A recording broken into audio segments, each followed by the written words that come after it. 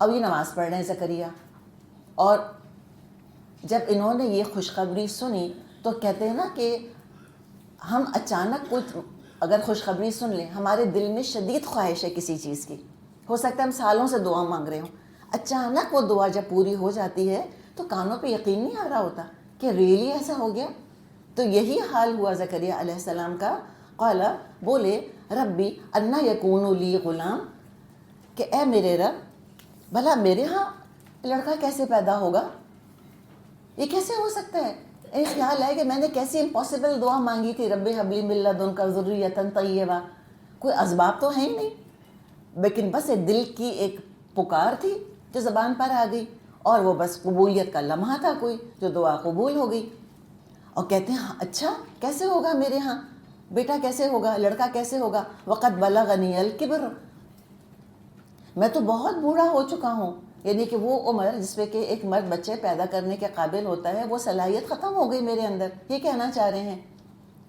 وامرأتی عاقر، اور میری بیوی تو بانجھ ہے، انفرٹائل ہے، اس کے یہاں تو کبھی اولاد ہوئی ہی نہیں، جب ینگ تھی تب بچے نہیں ہوئے، اب تو بوڑھی ہو چکی ہے، اب کہاں سے بچے پیدا ہوں گے؟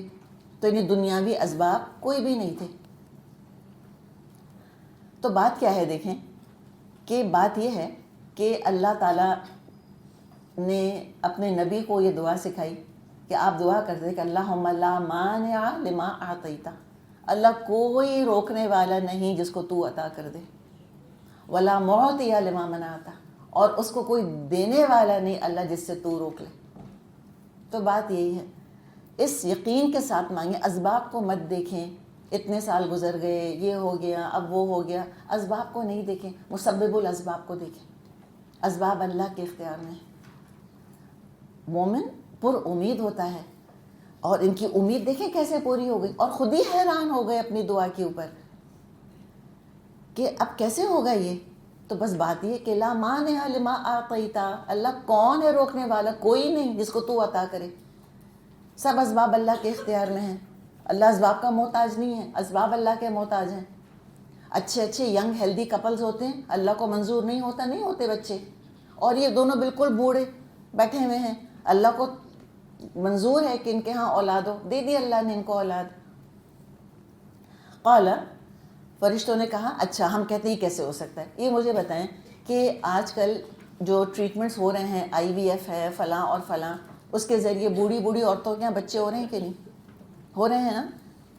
ایک واقعہ سنا تھا انڈیا کا، شاید پتہ نہیں 65 ایئرس 70 ایئرس عورت کی عمر تھی، اس کے ہاں ٹوئنز بیٹیاں ہوئیں، اور خوشی کے ہمارے حال خراب، ہم تو غش پڑ جائے ہم کو تو، لیکن آپ سوچیں نا کہ جس کو اولاد ہی نہیں ملی تو بڑھاپے میں کیسے ان کو اللہ تعالیٰ نے اولاد دی، تو یہ تو آج بھی ہو رہا ہے۔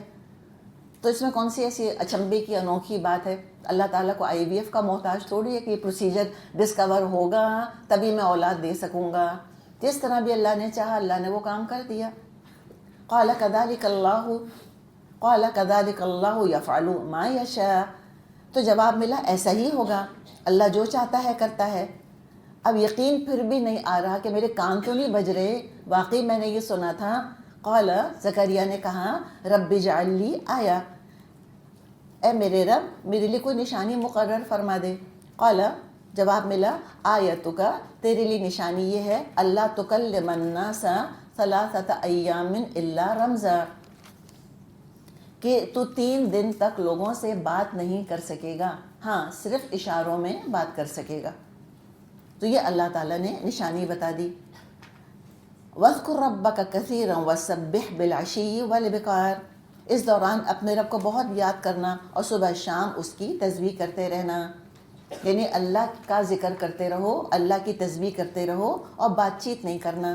اس سے ایک اور ہمیں ادب پتہ چل رہا ہے۔ کیا ادب پتہ چل رہا ہے؟ کہ جب کوئی خوشخبری ہم کو ملے اور اس خوشخبری کے پورے ہونے کی ہمیں توقع ہو تو اس دوران کیا کرنا چاہیے؟ وَاذْكُرْ رَبَّكَ كَثِيرًا وَسَبِّحْ بِالْعَشِيِّ وَالْإِبْكَارِ، باتیں کم کریں اور اللہ کا ذکر زیادہ کریں۔ یہ بہت بڑا سبق ہے، کثرت سے اللہ کو یاد کرنا چاہیے، اور اللہ کی تسبیح کا خاص ذکر ہے نا، وَسَبِّحْ بِالْعَشِيِّ وَالْإِبْكَارِ۔ تسبیح کیا ہے کہ اللہ کی صفات کمال درجے کی ہیں، کوئی کمی نہیں ہے اللہ کی صفات کے اندر. اور تسبیح کیا ہے کہ مخلوق سے کوئی مشابہت نہیں ہے اللہ تعالیٰ کی، کوئی سملیرٹی نہیں ہے مخلوق سے. جو اللہ کر سکتا ہے کوئی مخلوق نہیں کر سکتی، کوئی تو کیا ساری مخلوق مل کے نہیں کر سکتی جو اللہ کرتا ہے. اور نمبر 3، اللہ کے علاوہ غیب کوئی نہیں جانتا، سب اللہ کے علم میں ہے ہر چیز.